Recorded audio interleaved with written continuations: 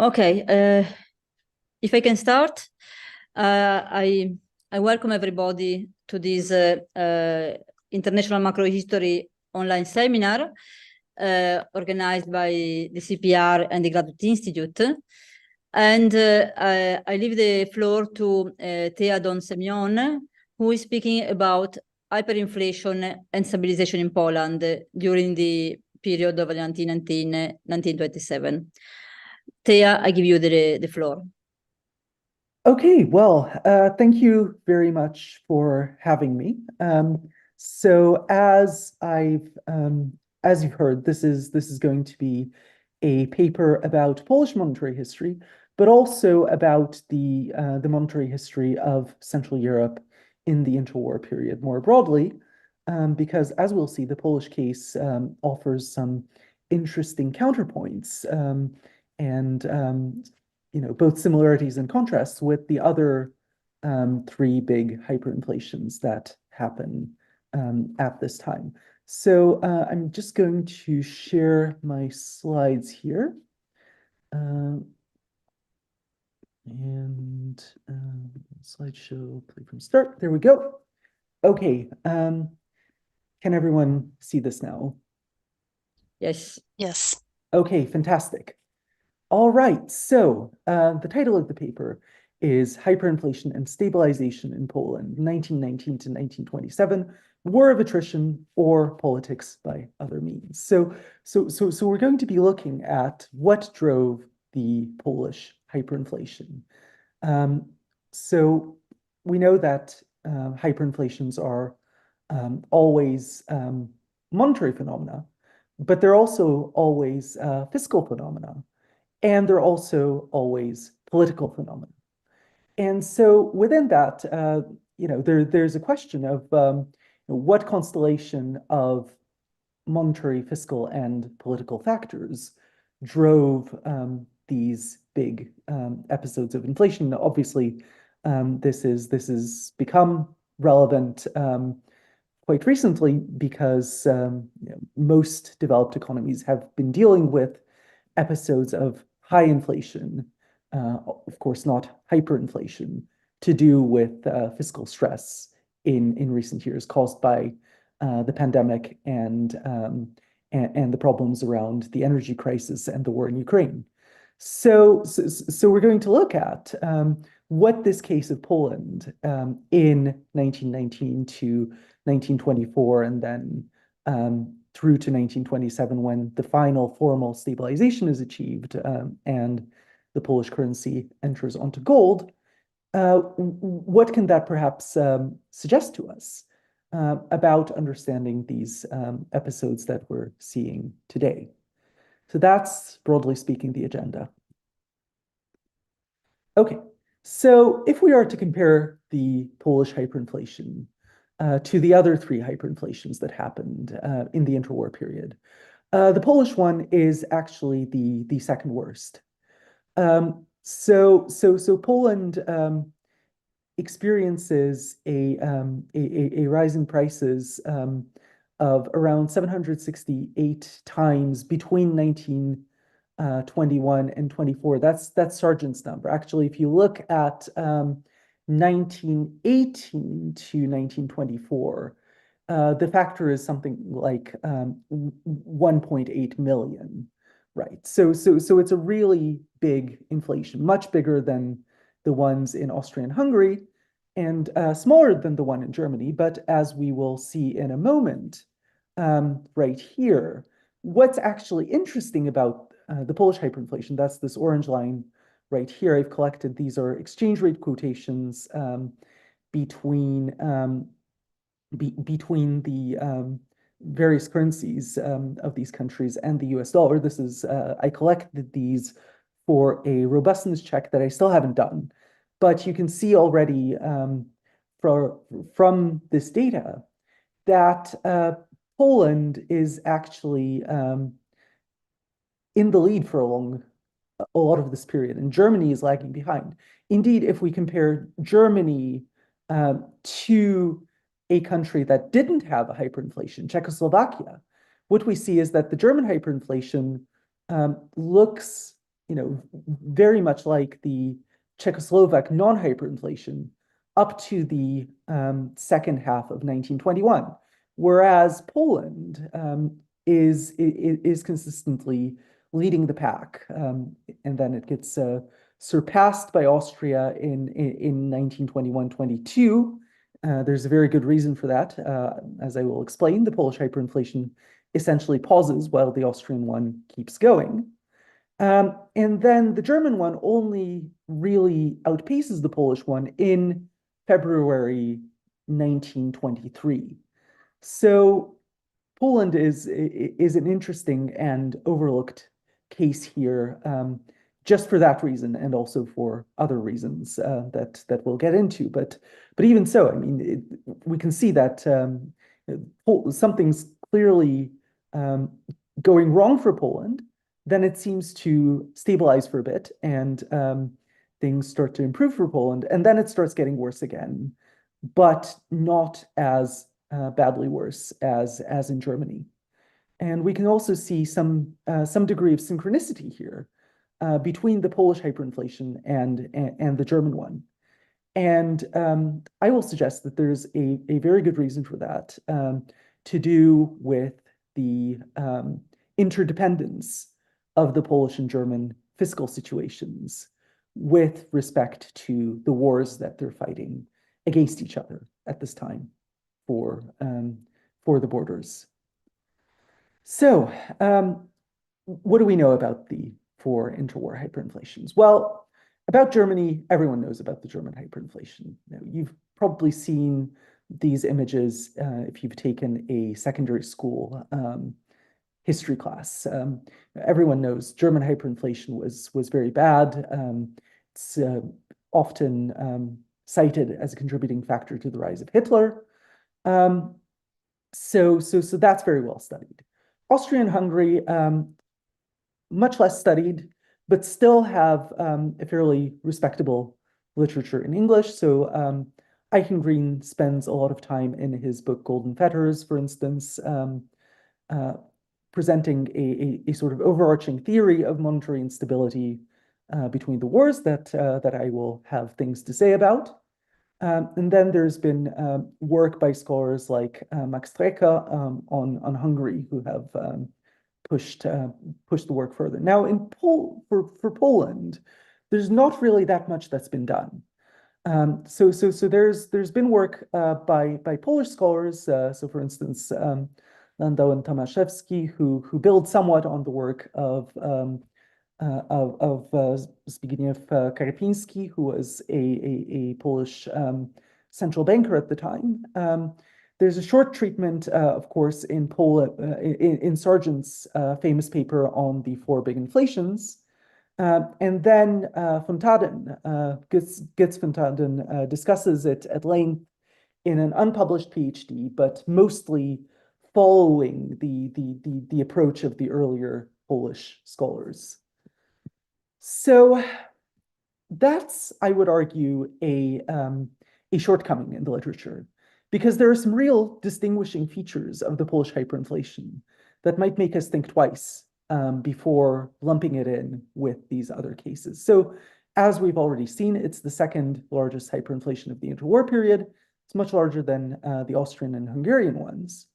Second, Poland achieves its initial stabilization from the hyperinflation through its own resources without relying on conditional foreign aid. So whereas, for instance, Austria and Hungary go to the League of Nations in 1922 and get loans with heavy political conditionality, and then Germany does a similar sort of thing in 1924 when it agrees to the Dawes Plan. Poland doesn't have that.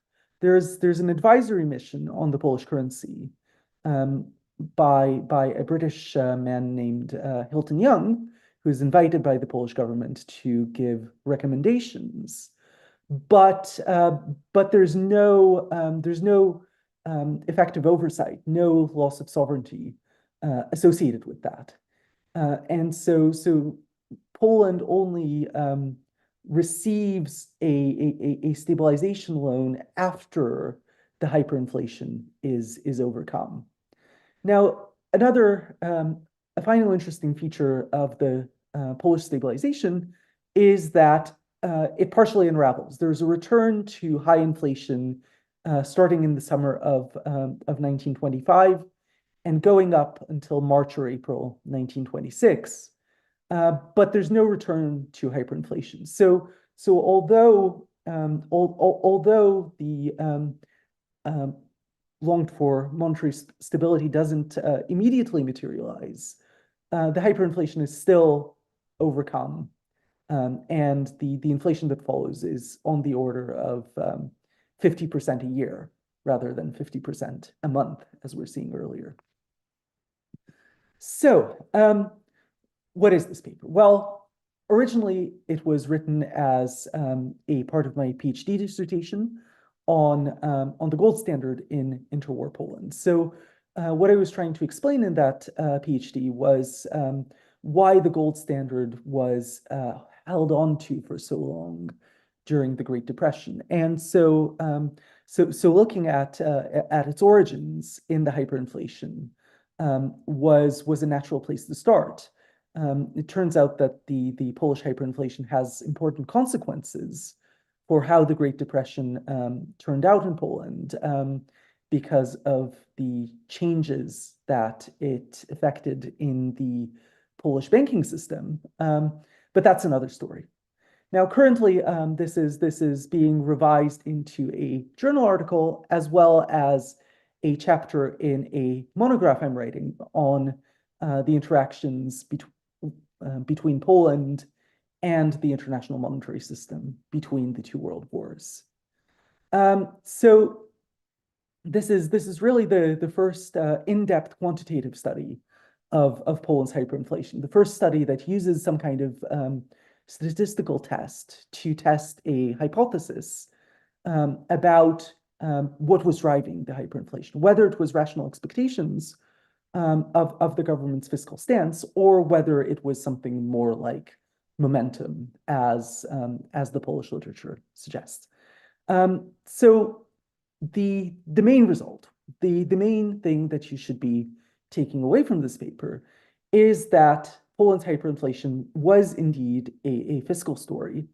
It was driven by the demands of the wars of independence and then by the political economy of military spending. And we find strong evidence of rational expectations in how market participants reacted to news shocks and to the progress of events. And so the political economy of military spending is by distinction to the political economy of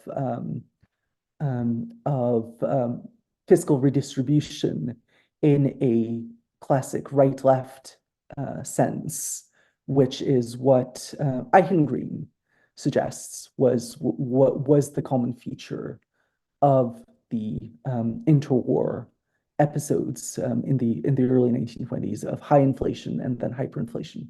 So what I'll show is that this isn't a result of a conflict between various groupings in the Polish parliament, but between the Polish parliamentary government and another actor, that being the head of state, Marshal Piłsudski, who insists on maintaining high military spending.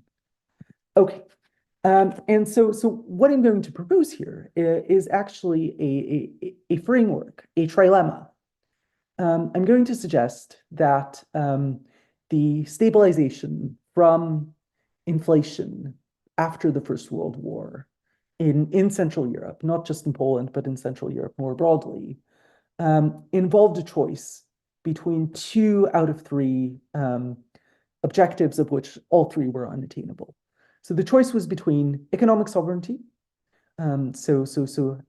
having full sovereign control over one's fiscal spending, so no sort of financial oversight of the sort we see in Austria and Hungary after their stabilization programs, and to some extent in Germany after 1924. And then the other two poles are monetary stability, so getting out of the hyperinflation or getting out of inflation quickly, and geopolitical security. So spending on the military in order to safeguard one's foreign policy objectives.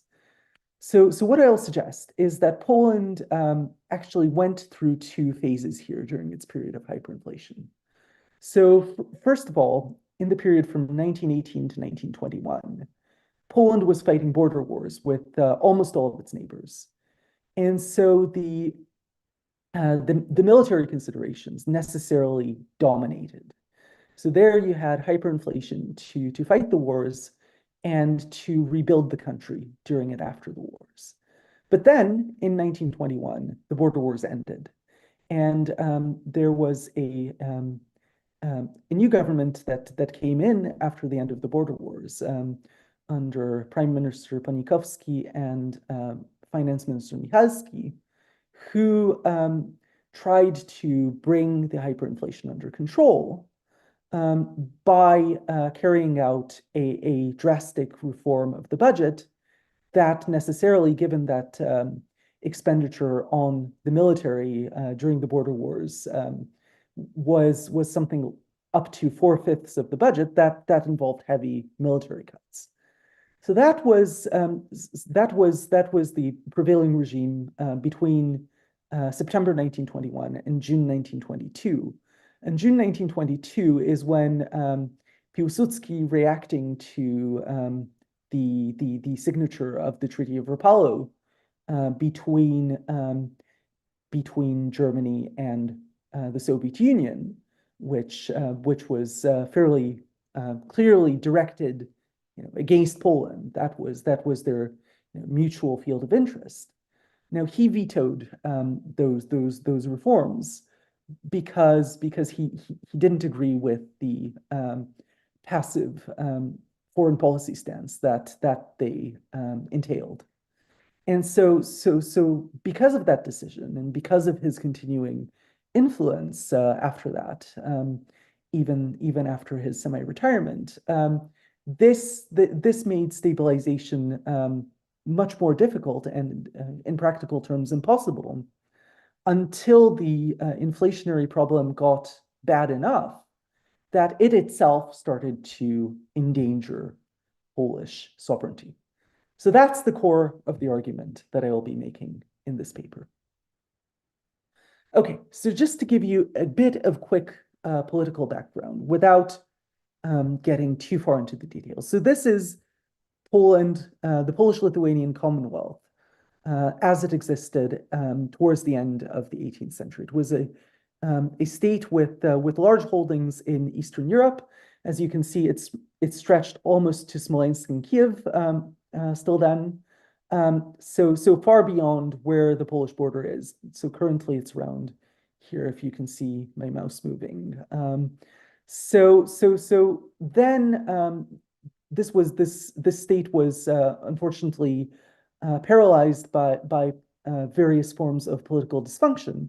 And so what happened in the last few decades of the 18th century is that it got partitioned between the Prussian, Russian, and Habsburg empires. And so by 1795, Poland disappeared off the map, and it stayed off the map of Europe until 1914. So you can see the borders change a bit during the Napoleonic Wars, but Poland doesn't regain its independence after that. So that all changes when the First World War breaks out. So this is a war between two of the partitioning powers, so Germany and Austria-Hungary on one side, and Russia on the other. And so this creates, therefore, opportunities in ways that were obviously not evident at the time, for some kind of return of Poland to independent existence. So the war in the East, on the Eastern Front, the war is much more mobile than in the West. The front line moves much more. And when it moves through the territory that would, after the war, become part of the new Polish state. So the Central Powers gain the upper hand, and they capture a lot of territory from Russia, eventually forcing Russia out of the war in 1917. So what happens during the war is that there are Polish forces fighting on both sides, but in particular there are the Polish legions which fight on the side of Austria-Hungary. And in charge of the Polish legions is this man, Marshal Piłsudski. Well, he's not marshal yet, but he is a long-standing fighter for Polish independence. So Marshal Piłsudski, in 1917 gets sent to this military prison in Magdeburg for ordering his forces to refuse to swear an oath of loyalty to the Kaiser. But he is released from there just before the end of the war because the garrison mutinies. And so he heads to Warsaw. And because he has the loyalty of the military, he takes over command of the state from the existing puppet government, which the Germans had put into place during the war. So that's where Poland regains its independence as a state, but it does so in a power vacuum. So the three empires which had partitioned Poland, German Empire, the Austro-Hungarian Empire, and the Russian Empire, all collapsed during the war. And so it's not obvious where the borders will be. Again, there is no Polish state. There's this territory which is the puppet kingdom of Poland, which the Germans had set up. But then there is much more territory inhabited by Poles that Poland would like to claim, but also that its neighbors likewise have claims over. So what follows is a series of border wars. You can see the borders of Poland expanding over time between 1918 and 1922. So there's an uprising here in the Posen region, or Poznań, as it's called now. There are three uprisings in Upper Silesia. There is a war with the Ukrainian national movement here in what's now Western Ukraine. And then there's a war with Lithuania over Vilnius. And then there is the Polish-Soviet War. So the Polish-Soviet War is actually a major conflict. And it's in every sense a battle for the Polish state's existence. So the Soviet Union decides to try to reclaim as much land as possible as used to be in the Russian Empire, in the hope of spreading the revolution westward into Western Europe. And so they get as far as the gates of Warsaw, but the Poles manage to repel them, and ultimately the Poles and the Soviets sit down for peace talks in January 1921, which culminates in a peace treaty 2 months later, which settles the border between the two. But the point is, Poland is fighting for territory, and in the case of the Polish-Soviet War, it's fighting for its very existence during this period. And obviously, it's expensive to keep troops in the field. So there's also an urgent need for reconstruction. So industry in Poland is immobilized. Armies need supplies. Industrial output collapses by something like 87% during the war. Capital stock is reduced by fighting. Sorry, this is a typo, to 1870 levels. And then there's also a need to unify these partition areas that had been functioning as separate economies for the past 100 years. So that leads to a need for large deficit spending, especially during this period of wartime. Now, how do you respond to those deficits? What sort of options are available to the Polish state? Well, Poland, for very understandable reasons, can't easily find loans abroad. There is one successful attempt for a fairly small loan among Polish immigrants in other countries. But as far as getting a loan from a major financial center, no lender is going to want to take that risk. So as far as internal loans go, there's some initial success, but then future attempts go basically nowhere. The taxes are an issue because the tax system is in disarray, and as long as there's inflation and the taxes aren't indexed, then their value keeps being eroded. That's the problem that Vito Tanzi pointed out. And then so what's left is advances from a body called the Polish State Loan Bank or the Polish State Loan Fund, so money creation. And this is especially acute because of state capacity constraints. So the procedures for central budgeting don't fully come into existence until 1921. So for part of this period, there's a sort of free-for-all where various governing departments each go to the Polish State Loan Bank, state their needs, and are given credit. So that's where the hyperinflation begins. Now, complicating the situation is the political structure of the new Polish state. So the Polish Second Republic is a semi-presidential system, which means that the parliament and the prime minister is elected by the people, and then the parliament eventually in 1922 elects a president. Now, until the first presidential election, which is in December 1922, so 4 years after the foundation of the Polish state, December 1922. So for those 4 years, Marshal Piłsudski serves as the head of state. And even after a president is elected, there's that election is highly contested. Indeed, the first elected president gets assassinated a few days later.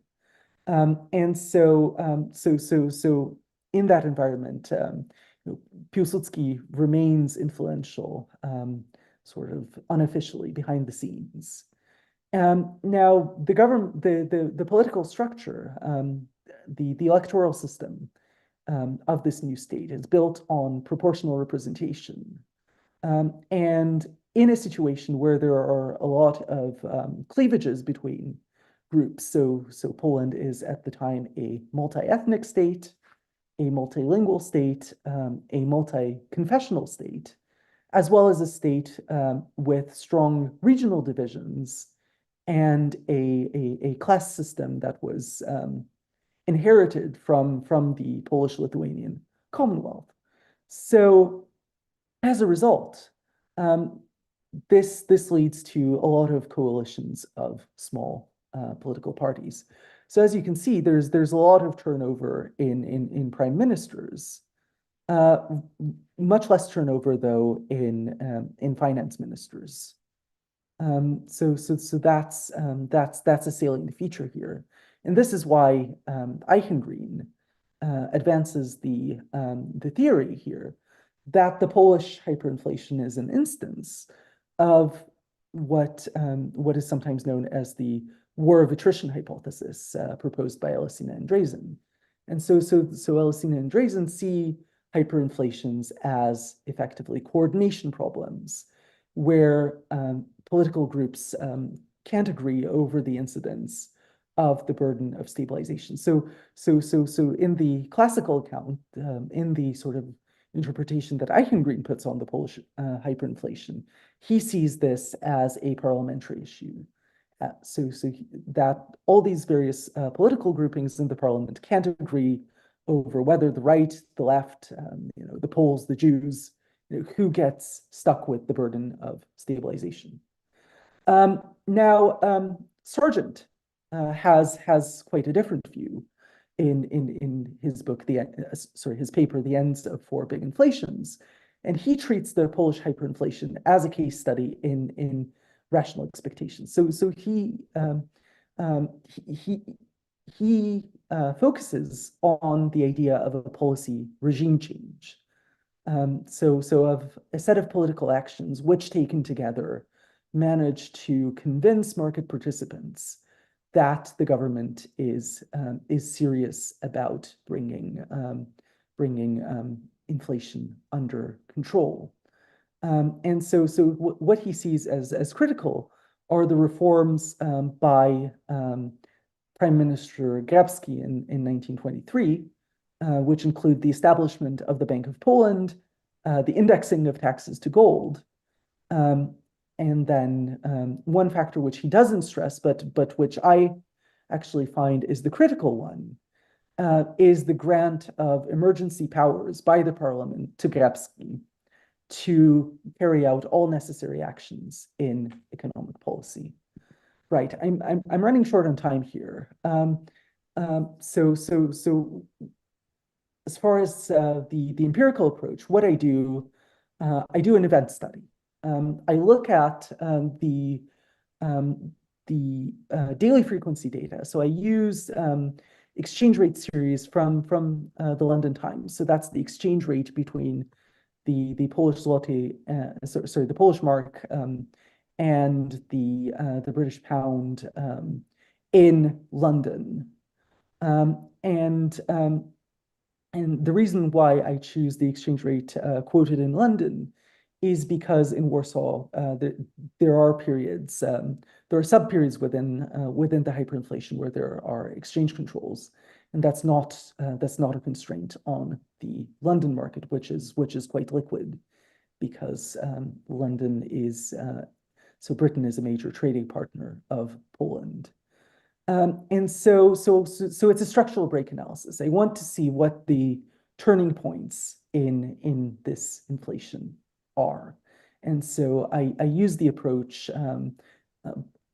that's used by papers like Willard et al., Waldenstrom and Frey, also Christodoulaki and Christodoulakis, two separate authors, two separate papers on inflation in interwar Greece, which had similar problems of post-war reconstruction as Poland.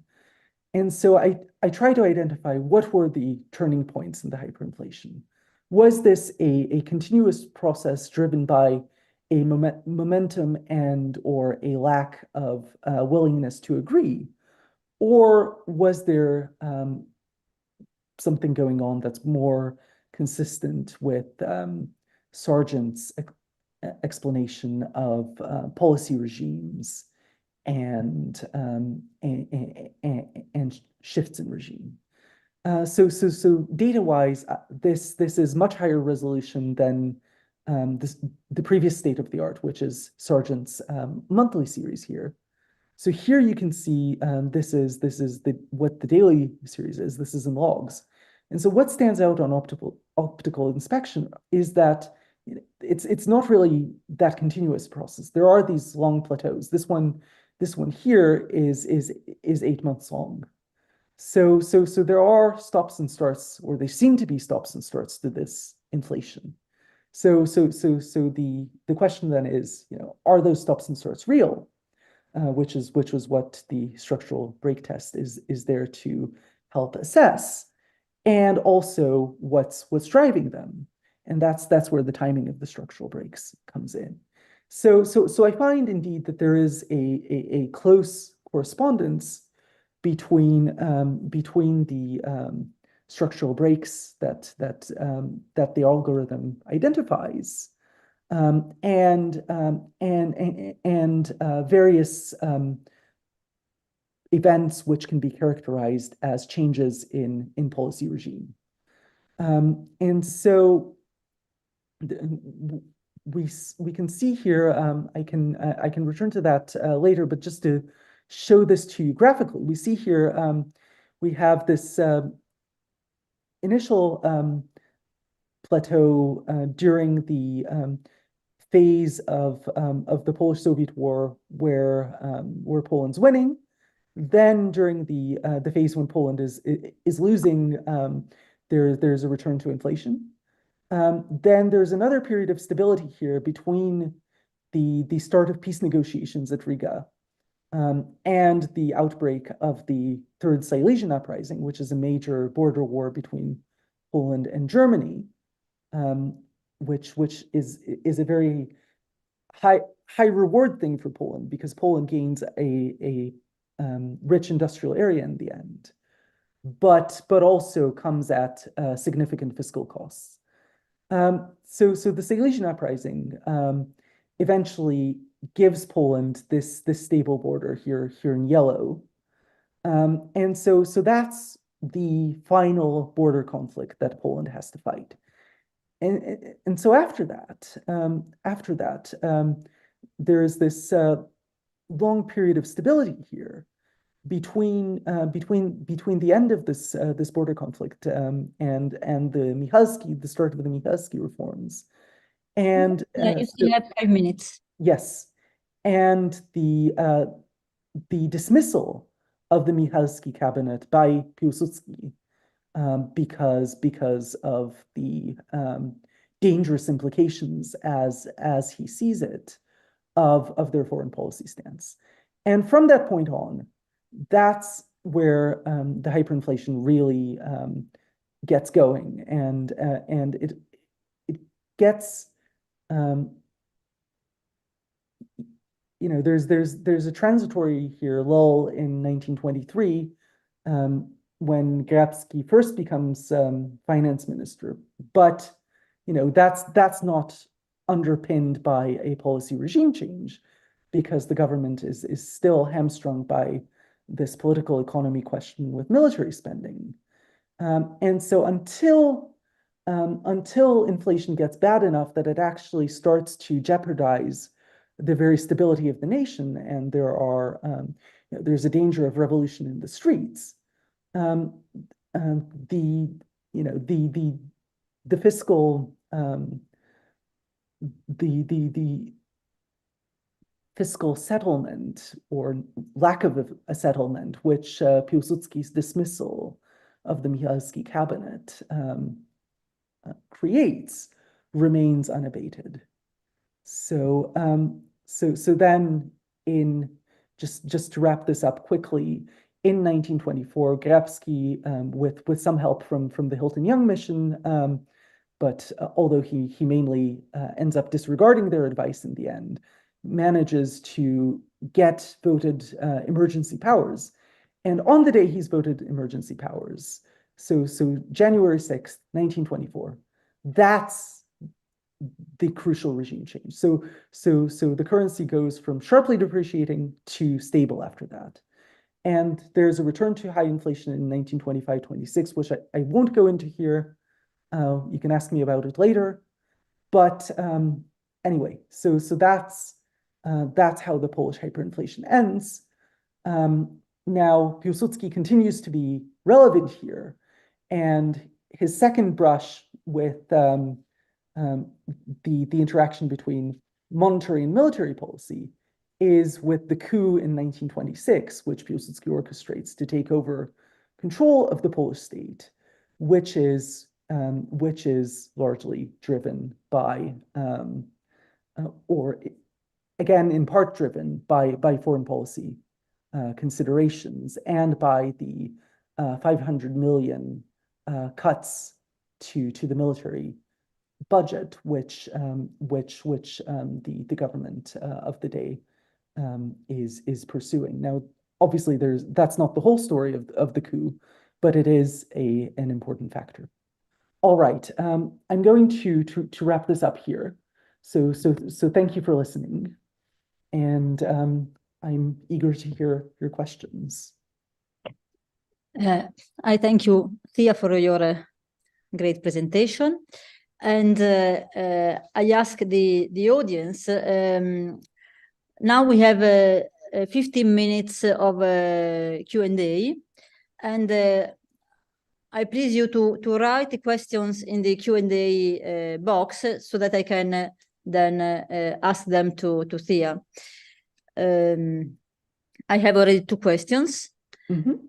One is from Michael Bengad, and he says, how much might the fiscal theory of the price level explain Polish hyperinflation?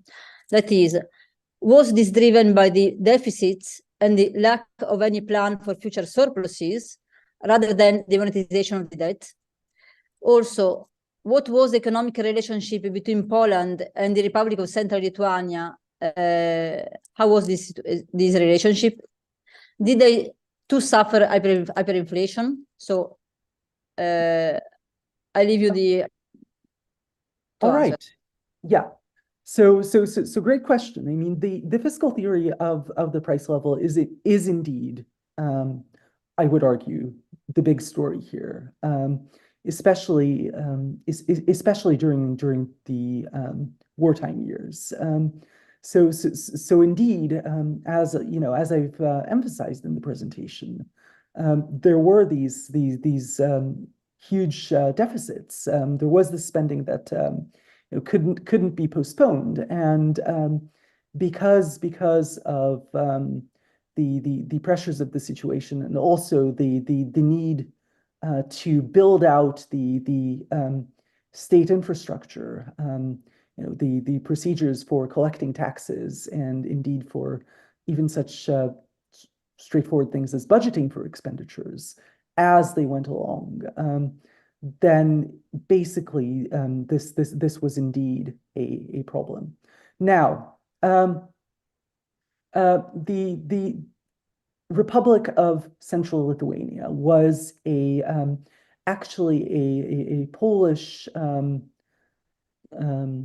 puppet state, which was set up. The story was that Marshal Piłsudski sent one of his generals, Lucjan Żeligowski, to stage a quote-unquote mutiny, and with the goal of eventually annexing the region to Poland by creating facts on the ground.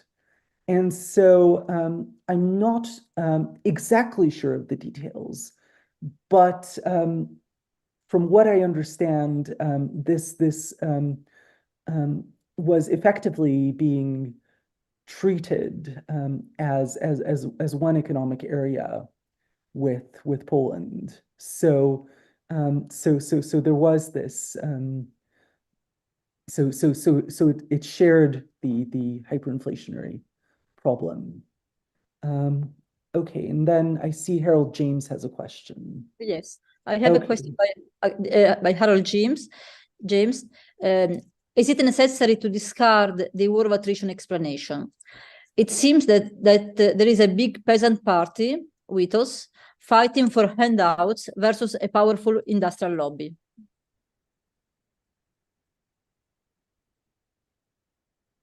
Right. So, I mean, I'm not dismissing it entirely. There are instances where it does seem to provide at least a partial explanation, and in particular, there's a question of why the first stabilization, the 1923-24 stabilization, unravels, and part of the story there is that the government of the day is carrying out a rather ambitious program of fiscal spending to do with various tasks of economic reconstruction, but also, as you say, trying to figure out how to carry out land reform. So there are elements, I think, of the war of attrition, particularly in this later period. And then, but so the thing to sort of distinguish, though, is, you know, how this conflict between the Peasant Party and the other groupings in parliament is being fought.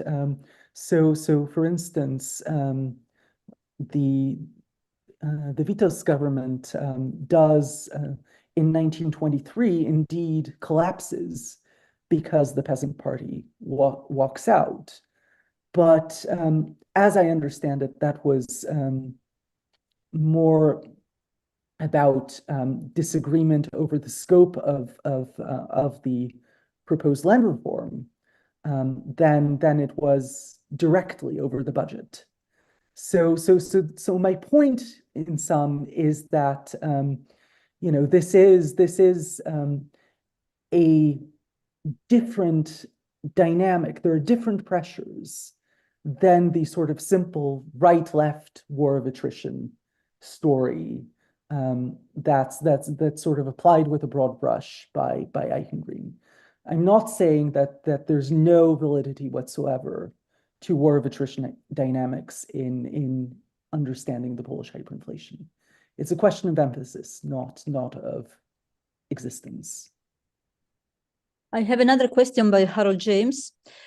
Can you think of the trade war with Germany in 1925 as an equivalent of war and a cause of the new inflation? Yes, absolutely.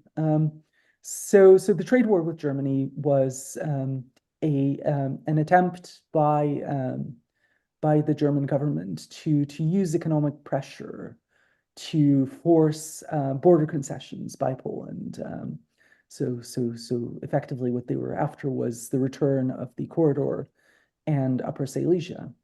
And although there was no there were no military hostilities, there were still large pressures on the Polish state to come up with a response in terms of creating a way of an alternative route for Polish exports pretty damn quick, because 70% of Polish exports were going through Germany on the eve of the trade war, and the Germans, the German side was trying to shut that down to as close to zero as they could. And so what the Polish government had to do in response is it had to drastically accelerate efforts to build its own railroads to the coast, passing through Polish territory, which no existing railroads of high enough capacity did, and to build a port on Polish soil capable of handling the full volume of Poland's exports. So indeed, you know, that's why I say that although, you know, you can see more of war of attrition dynamics in this 1925-26 period, it's still this geopolitical angle, which is, I think, the predominant influence. So thank you for that question. Okay, since there are no other questions for the moment, I'd like to ask you a few questions. Mm-hmm. I agree with Harold James the importance to discuss the war of attrition explanation. Mm-hmm. In particular, I think you should give some space in your paper to the analysis of Polish society, in particular to those who benefited and those who were damaged by inflation. And also you should look at the price-wage dynamics.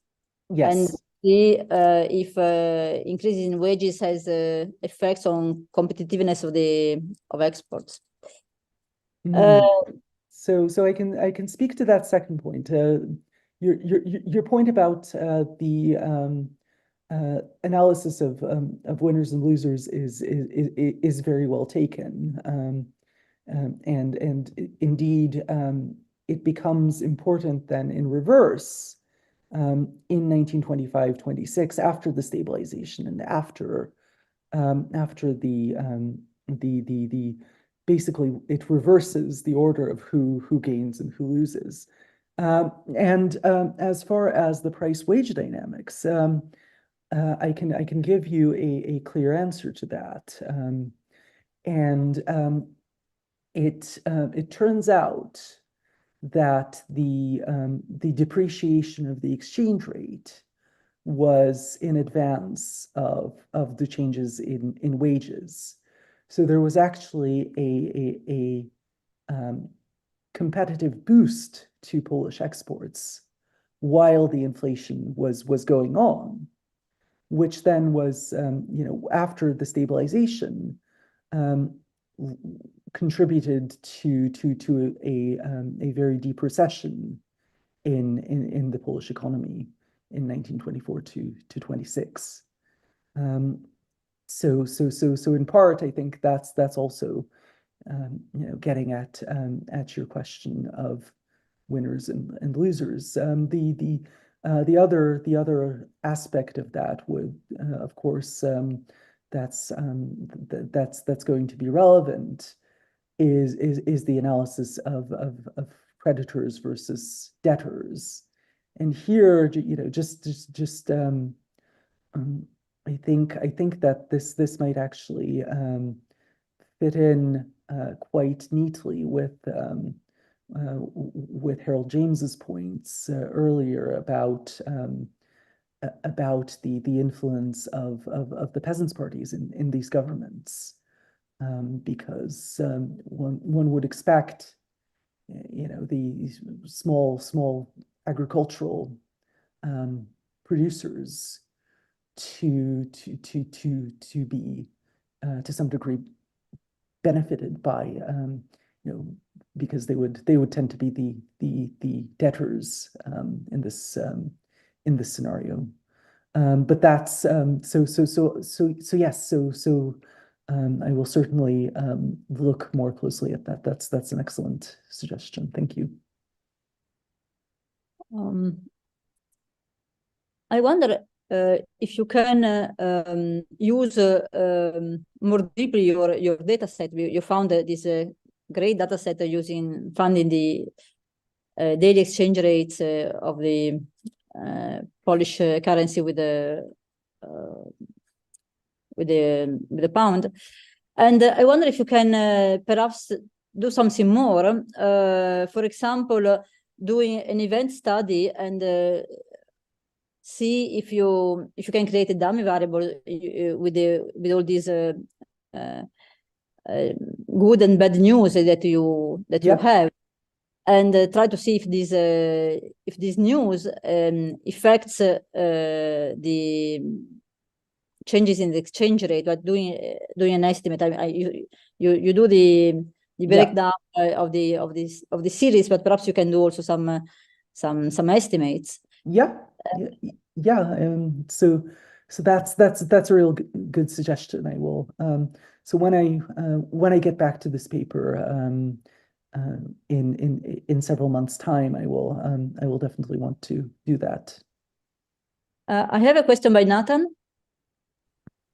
Hi, Thea. Thank you for an interesting presentation. I mean, I'm aware of this recent paper by it's a chapter by Eichengreen in this book, the Cambridge series on Eastern European central banking development.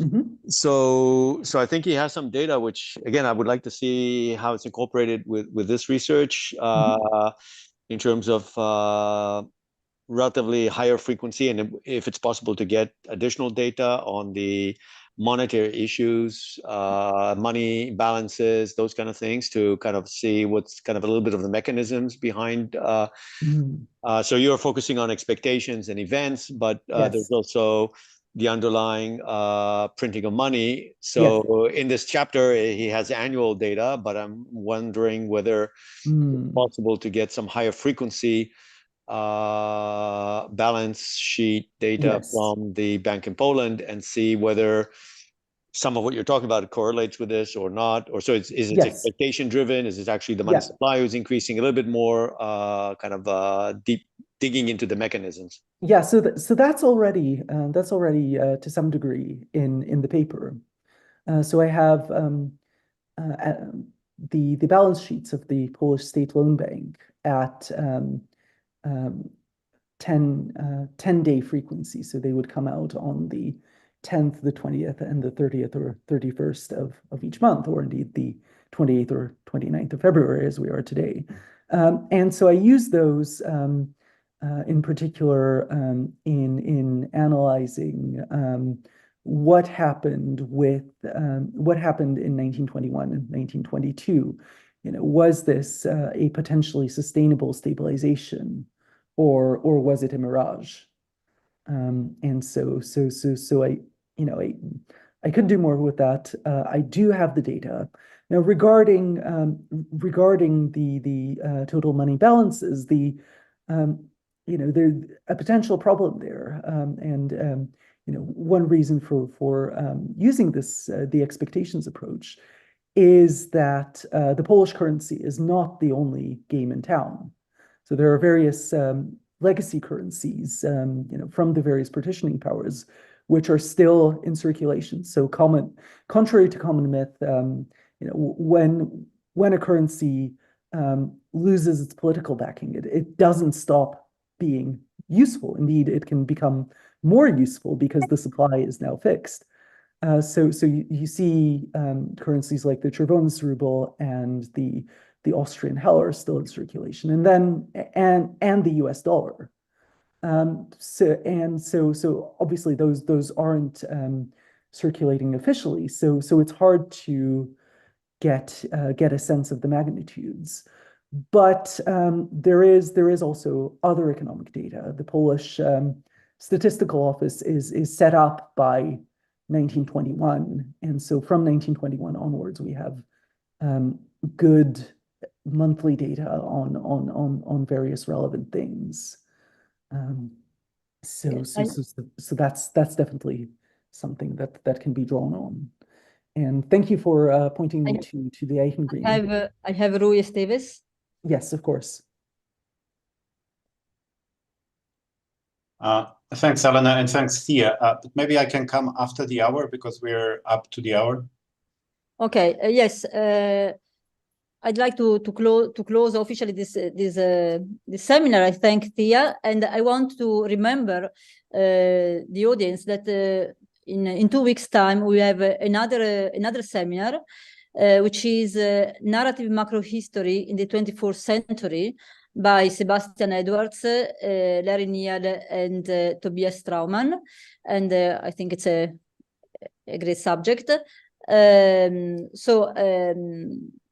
We officially close the seminar, but we can still stay here to for other 15 minutes to go on with the discussion. So I leave the floor to Rui. Yeah, thank you. Thea, I have a very small question and a historical curiosity. A small question is about the application of the breakpoints. Yeah. Because these breakpoints have confidence intervals, but people usually don't show them. But I think it's important to be aware of them because they're frequently very large and asymmetric.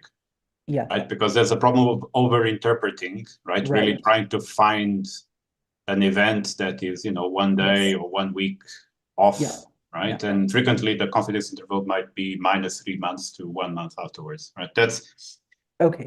That's just that's a small one. That's a very good point. Thank you. Yeah. So I presume you've done that, right? Because the whole inference exercise can be affected by that. Obviously. Yeah. And also because I noticed that some of your breakpoints coincide, right? Not with major changes, right? But with periods of reduction in volatility, right? So it's not that there's a jump, right? There's actually a reduction in volatility. Yeah. Okay. the historical curiosity. So, almost all the other, if not all the other stabilizations had international financial operations organized by the League of Nations, right? Yes. Austria, Hungary, Greece, Bulgaria, Estonia, right? So they all negotiated with the League of Nations, one of these stabilization loans, right? Can you tell us why that didn't happen with Poland? Was it the Polish government didn't want to do it? Was it that they couldn't reach an agreement? What's the story? So it certainly wasn't the case that the Polish government didn't want a loan. They did.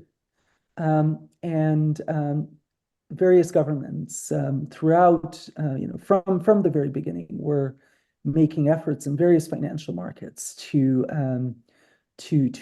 secure credit. Now, the problem was, from the Polish perspective, was with the conditionality, and this is in part a psychological legacy of the partitions, of not wanting to jeopardize Poland's independence. In part, though, also because there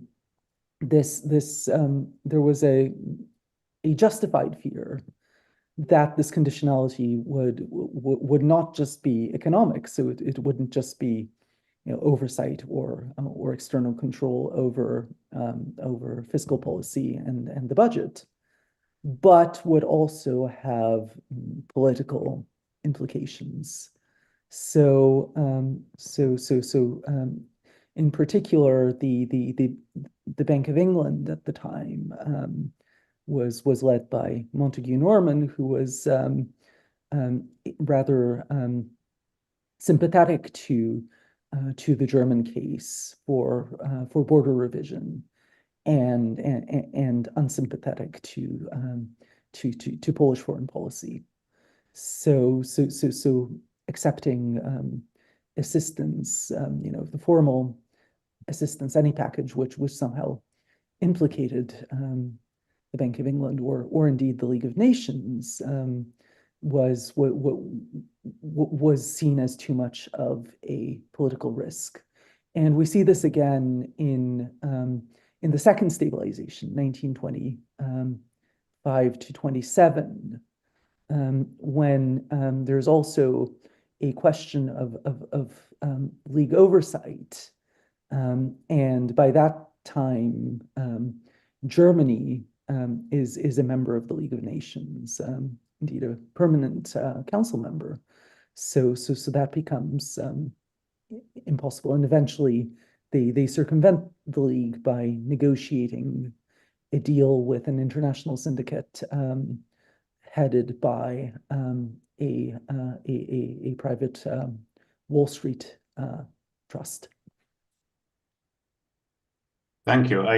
Harold James has a raised hand. Maybe he wants to jump on this question. Yes, exactly. I mean, it's a great point, and it's a great paper. And I think what Thea just said is exactly right. Is the primary reason that Montague Norman is consistently trying to push for the League to be involved. And he's also very, very clear that he is sympathetic to the Germans and that he wants a revision of the frontier in Silesia. And so that's the key point, I think. But there's another one that's very interesting, I think, and also sort of fits into a big perspective on Polish history in the 20th century, which is that there's a lot of confidence from a very early stage that the Polish-American business community can have some kind of influence and that they can be influential in getting credits. And I mean, it's sometimes a bit chimerical or a bit of an illusion, but there's an enormous faith that somehow Poland abroad, Polonia, can help in raising money. Yes. Indeed, and so especially right after the war, and especially, I mean, the largest diasporic Polish community at the time is in the United States.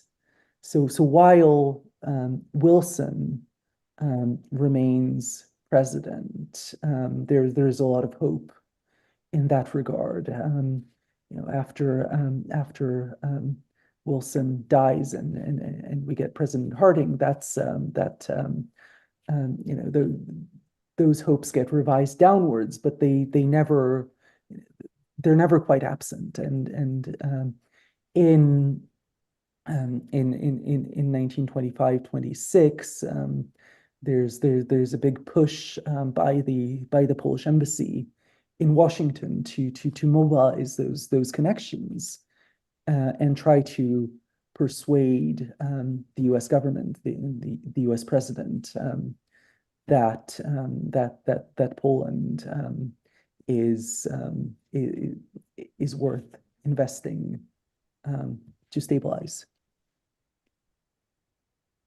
May I ask if you have the possibility, if you have forward exchange rates or black market exchange rates, because you are using the spot exchange rate to measure expectations. Essentially, you are assuming perfect foresight situation. But I wonder if you have any information about the forward or black market, which gives you better information about the expectations. I haven't come across it. It's a good point. I haven't come across it, certainly not at daily frequency. It might exist in the Polish statistical materials. It's not regularly quoted in the newspapers that I've seen. So unlike for some other countries, Poland doesn't seem to be you know, a major enough market for newspapers to devote their scarce column space in the financial columns for that. But I may be wrong. I hope I'm wrong. But it's, again, it's a good point.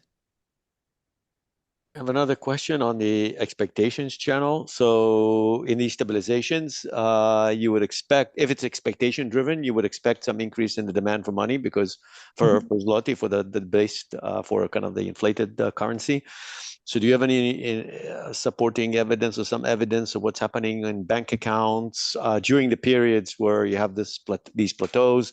Or is it less, you see less or evidence of currency substitution or currency substitution going in the other way? People who have held gold or some other foreign exchange, if they expect stabilization, they're trying to shift back into the domestic currency, some kind of evidence to substantiate the expectations channel. Yeah, so anecdotally, we I can say that for the plateaus during the broad hyperinflation period, 1918 to 1924, and then I can show that precisely at the start of 1924. So there. There's actually a concerted push by the Polish government to soak up the dollars that are in circulation by floating an internal dollar loan, and that's quite successful. And